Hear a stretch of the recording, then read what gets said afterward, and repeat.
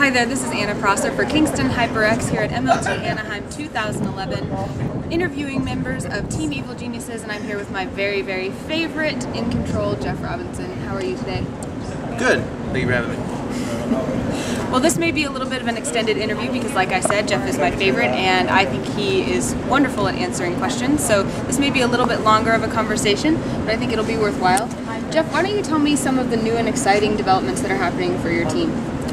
We're really proud to announce that we're going to be moving into the Evil Geniuses house this Monday, and it's going to represent the culmination of a lot of things. One, Starcraft 2 rising to the level where it's worth a team to invest that kind of money and time into a place, specifically for the Starcraft 2 squad, but also it represents Evil Geniuses' commitment to trying to win. You know, going into an MLG Anaheim and placing middle of the road like we did, not acceptable. We really want to be winning these things or pushing the Koreans to their limits to challenge them for those top spots. So Evil Genius is doing that through the Pro Gaming House, and we're really excited about that. Also, we're really excited to talk about and announce that we've recruited and hired Puma. So we now have, for the first time in StarCraft history for Evil Geniuses, a pro gamer that's a Korean.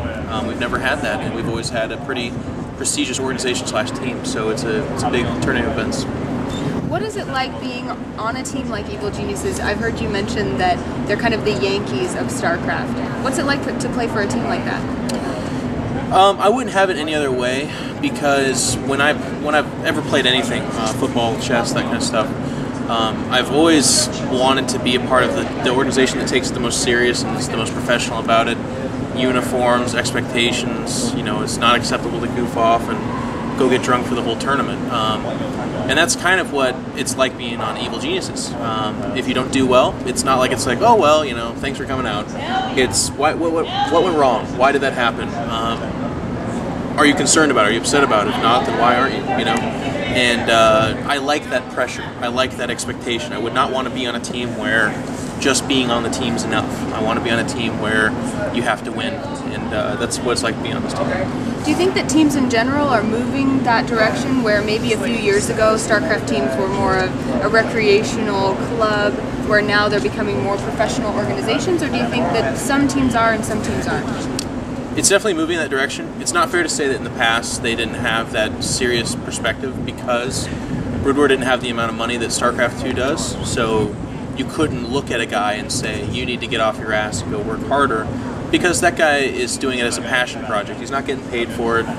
He's competing in a tournament where he could win $500. If he travels, usually he pays for it himself, or maybe he's privileged enough to be on a team, but even that team, it's like, okay, we'll send you this one event, you know, but maybe nothing more. So it's a lot harder at that time to have the same expectation we do now, where teams have money, people are getting paid.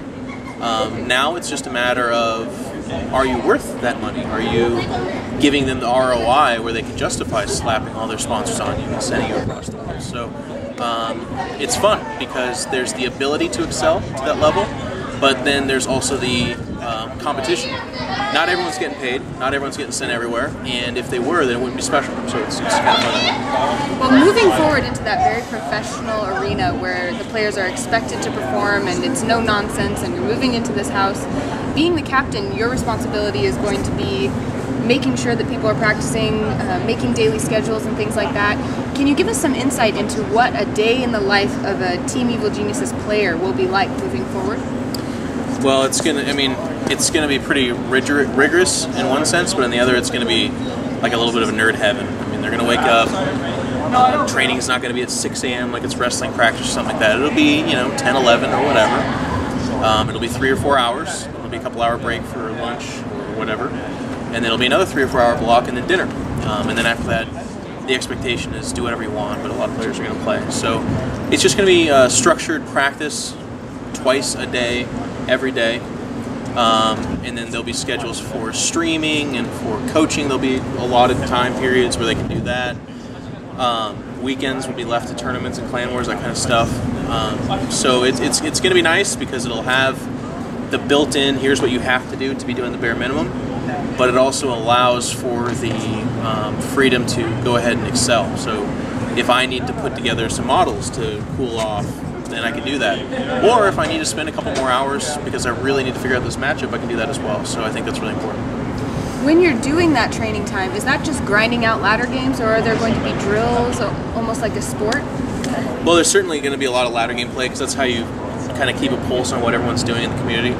But there's also going to be at least half the practice spent playing custom games with your teammates because we're lucky enough to have some of the better players in all of the world on our team, and spending more time training at that level is obviously going to benefit you a lot more. But also, when two guys on the same team play each other, they're helping each other out, so it's just maximizing the productivity of the team. So you want to encourage that.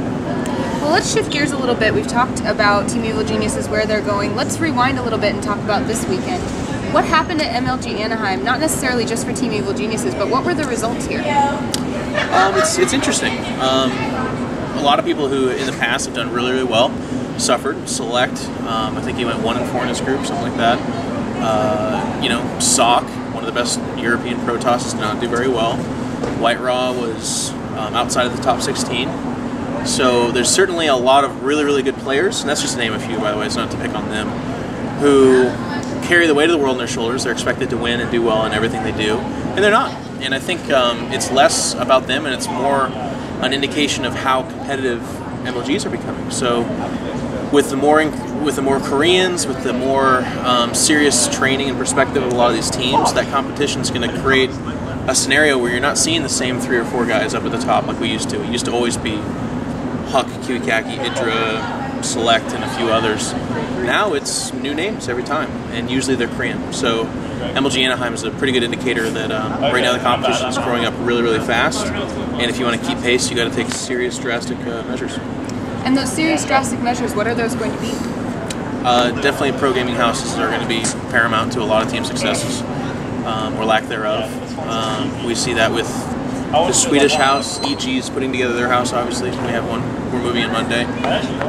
Team Rain is putting one together in San Francisco. So certainly a lot of teams are very aware that that's what they need to do. And then whether or not you can get the money or make it feasible is the next question. But also other teams are doing things like sending their players to Korea. Naniwan Show, Thorzane,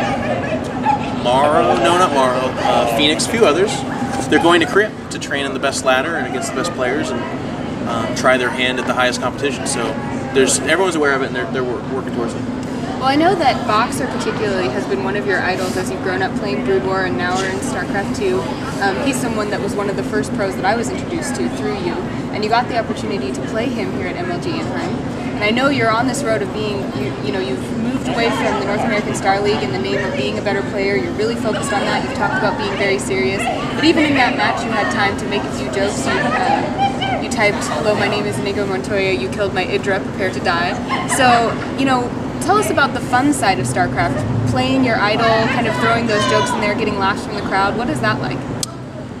Well, the Boxer one stings me a little bit because people can wait their entire lives and careers and never get a chance to play against their living legend or an idol, and I had that opportunity. I mean, it's one thing to hit him in the ladder, that's cool. It's another thing like to play him in a practice game or something, and that's all fine and good, but to sit on a stage in a booth with the best commentators up on a big screen and thousands of people watching, that experience is something I've always chased my entire life. When I played football, one moment that'll always send chills up and down my back is I made a big backfield tackle in the state championship game, and the whole side of the audience just blew up, and you can just feed off that energy. And MLG really creates that. When you do a good move, when you make a great play, you can feel the energy of the crowd, and they're really behind you.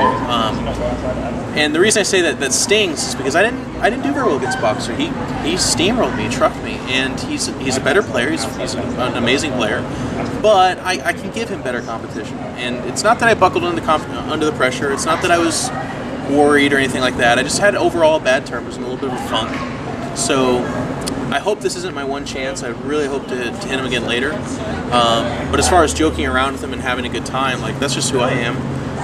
Whenever I get up there and I play someone that I know, first and foremost I want to express to them that I respect them if I do, and it's not necessarily because everyone's watching, but it's because I want to honor them that way. I want to be the kind of player who gets good enough where someday on the big stage, someone messages, "Hey, it's a huge honor to play against you, and I think you're an amazing player." Like, if I ever get that good, then I'll know I've done what I want to do, and I want to do that for the other people that, to me, have earned it. So, Boxer, Select, Kiwikaki, these are guys who have on that big stage done very well against me, and you know, I want to express to them that although I have my successes, I recognize that they're deserving of me to bow before them, basically. Well, when you've been introduced on the MLG stage, I know you've had headphones on and haven't been able to hear it, but Day9, DJ Wheat, a lot of the people who've been introducing you have said, you know, one of the most well-loved or one of the most popular members of the Starcraft 2 community. How do you feel about being labeled that way? Do you think that's the case? You know, I'm certainly one of the more recognizable names, for good or for bad, for some people. I've just been involved in shows and enough projects and kind of high-profile stuff where you're going to know my name. My hope is that a lot of people know me to be a pretty passionate guy about the game who can be funny, can be a jerk, you know, whatever, and tries to play the best he can. And then there's other people who really focus on the negative too. I've made mistakes. I've goofed up. I'm an abrasive character in general, so I'm just going to rub people the wrong way. That's the fact of life. I always have. So it's a burden to be as popular as I am, and it's weird to say that even without coming off completely egotistically. But the burden is that while I say things, I don't just represent myself. I represent my game, but also like everyone else that backs me. So I'm kind of learning. Every day I write up 6 or 7 posts in Team Liquid that I just end up deleting, and I'm getting better at it. I think at the end of my path, it'll be that I put my foot in my mouth a lot less, and more people like me. And when I say things, it's not just off the cuff; it's really well thought out, because I know that it's not just me speaking anymore. Well, there's kind of two sides to your persona, if you will. You know, you said you have that abrasive character, but then you've also talked about how much you really care about letting other players know that it's an honor to play them, and you've been known as a manner bear in game, where, you know, when you're giving a GG, it's usually alongside you're a worthy opponent, I hope to meet you again, I hope you do well in this tournament. What is that mix for you? Is it different in game? Do you strive to be manner all the time, or are there times to be manner and times that it doesn't matter? I like to think I'm pretty old-fashioned in the sense that if I really respect somebody, I have no qualms about telling them it. And a lot of times people see me say those things, it's because I'm on an MLG championship bracket. I'm not going to play a slouch up there. I'm playing the best of the best. So it's real easy for me at the end of each of those games to say, "You're freaking awesome. It was an honor to play you." But at the same time, when I say I'm old school, it's because there's a lot of people I don't respect. There's a lot of gamers who don't take this game very seriously, or if they do, they have a real bad attitude about it, or they're just kind of jerks in general. And you know what? People can say the same thing about me, and that's completely fine. That's their opinion. I have that opinion too. So if I lose to a guy who I don't necessarily respect or something like that, I'll always say GG. I always do. A good example would be like Six Jacks Major. Don't respect him. I think he's not, you know, he's just not a good role model in the community. He's a great player. He's an amazing player, but he's got a long way to go. And you know, GG each time. He trounced me. So I always say GG. I'm not going to use that stage as a place to lay into someone or make them feel bad. But if I respect them, I'll definitely use that stage to convey to them how much I respect them. Well, you're obviously very passionate about this game, from both what we've heard in this interview and from what I know about you. And I know that when I tell people what you do, that you play video games professionally, specifically StarCraft professionally, a lot of people are really surprised. They have no idea what that is, or why someone would want to spend their life playing a video game. So tell me, why are you so passionate about what you do? I've always, I mean, for me, StarCraft started a long time ago. It's been about 13 or 14 years now, and I think it just came in at a really important time in my life. My parents were getting divorced. I was at a developmental stage in my life where it was that time that I either like fought and got angry, or I really just buried my head and worked at something. And I worked at StarCraft. I went into my little world and I talked to people, and I, you know, started clan wars and leagues, and just had a lot of fun being kind of a leader in there. So 13 years later, when that's all grown and developed into Starcraft 2 and EG and all this stuff, it's really easy for me to recognize how far it's taken me, what it's done for me, and to know that I owe it to the people that helped get it there, the game, and myself to respect that. You know, it's not just a game for a lot of us. It's our NFL. It's our competition. It's our job. So for me, when I say that I'm passionate about the game, it's more me just recognizing that my entire life's based on this. So if I'm not passionate about it, then what the heck am I doing? Well, thanks for sitting down with me. This has been a bit of an extended interview, but I appreciate your patience and wish you the best of luck as you move into the EG lair and practice for your next upcoming tournament. Thank you very much. Are there any shout-outs you want to give? Well, always. I mean, Kingston first and foremost. Without this, we wouldn't have this wonderful content, but also the platform to go ahead and speak our minds on Starcraft, which is always awesome. And then our other sponsors, Intel, SteelSeries, Monster Energy, a lot of wonderful people that help make it possible for us to travel to beautiful Anaheim and meet all the people and compete. So thank you to EG, the sponsors, and everybody that watches this. I hope you care. Thank you.